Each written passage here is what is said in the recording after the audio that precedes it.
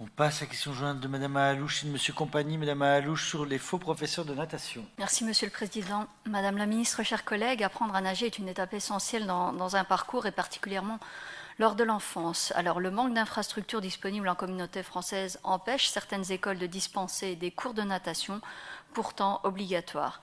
Les clubs de natation sont pour la plupart complets et les listes d'attente sont souvent trop longues. Nombre de parents décident alors de se tourner vers des professeurs particuliers pour offrir à leurs enfants, le meilleur enseignement possible en la matière. Alors malheureusement, de nombreux professeurs particuliers gonflent leur prix, qui dépasse dans la majorité des cas les 40 € de l'heure. Mais au-delà du prix, le véritable problème touche à la compétence de certains professeurs qui ne disposent d'aucune formation préalable sérieuse. Il existe bien des formations pour devenir professeur de natation, mais qui n'ont pas de valeur contraignante. N'importe quelle personne peut aujourd'hui s'autoproclamer professeur de natation. Alors, évidemment, les enfants courent alors le risque d'être mal formés et d'acquérir des mauvais réflexes dont il sera difficile de se défaire par la suite.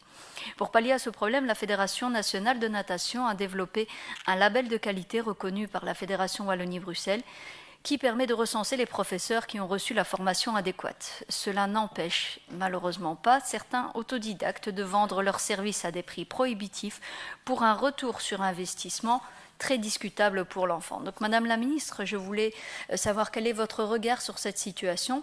Existe-t-il des indicateurs mis à disposition des parents pour qu'ils puissent faire leur choix de manière éclairée et une régulation de ces cours est-elle envisageable, notamment en termes de prix? Je vous remercie.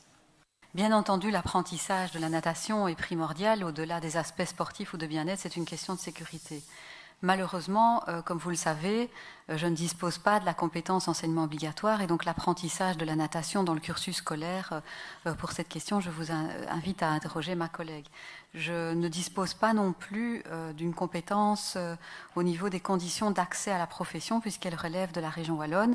Je ne dispose pas non plus des compétences des infrastructures sportives qui relèvent des compétences régionales et je n'ai pas non plus la possibilité de légiférer sur les prix pratiqués dans les structures privées.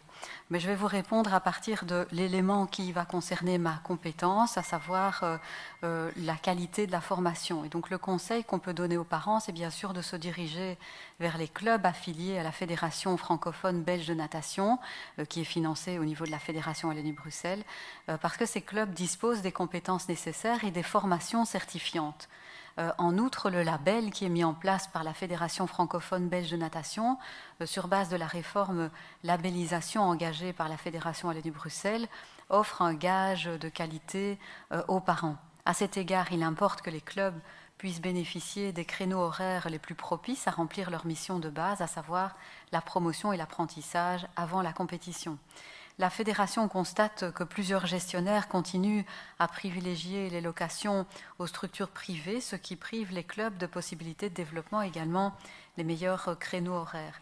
De plus, certaines communes ont pris la décision d'interdire les écoles de piscine des clubs, et ce, afin de pouvoir gérer les aspects ludiques et initiation directement. Il importe que les responsables locaux s'assurent des compétences des personnes chargées de cet apprentissage, et une question au ministre en charge pourrait peut-être nous éclairer davantage sur ce point. L'ADEPS propose également de nombreux stages d'apprentissage à la natation et de découverte du milieu aquatique au cours des périodes de vacances principalement. Enfin, le projet de réforme des financements des centres sportifs locaux est en cours. Je vous remercie. Merci. Une réplique, Madame Ahalouche. Merci Monsieur le Président, merci Madame la Ministre pour vos éléments de réponse. Je pense qu'on est là encore une fois sur un sujet transversal, mais qui est tout de même un sujet important pour le quotidien. Vous avez d'ailleurs souligné l'aspect sécurité. On rappelle qu'ici récemment, il y a encore eu 2 décès en Wallonie liés à des noyades.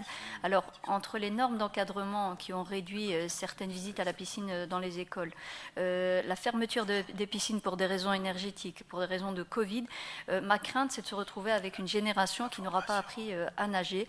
Et puis finalement, de renvoyer chacun vers son milieu, c'est-à-dire, eh bien, en fonction de tes moyens, tu pourras profiter ou non d'un cours personnalisé. Alors, je retiens la piste de vérifier, en tout cas, si les clubs sont bien affiliés à la fédération de natation. Ça peut être une piste, mais je pense que vous en avez donné d'autres, notamment de pouvoir questionner vos homologues sur les compétences qui les concernent. Il me semble là quand même qu'on est pratiquement sur une question de sécurité publique. Merci.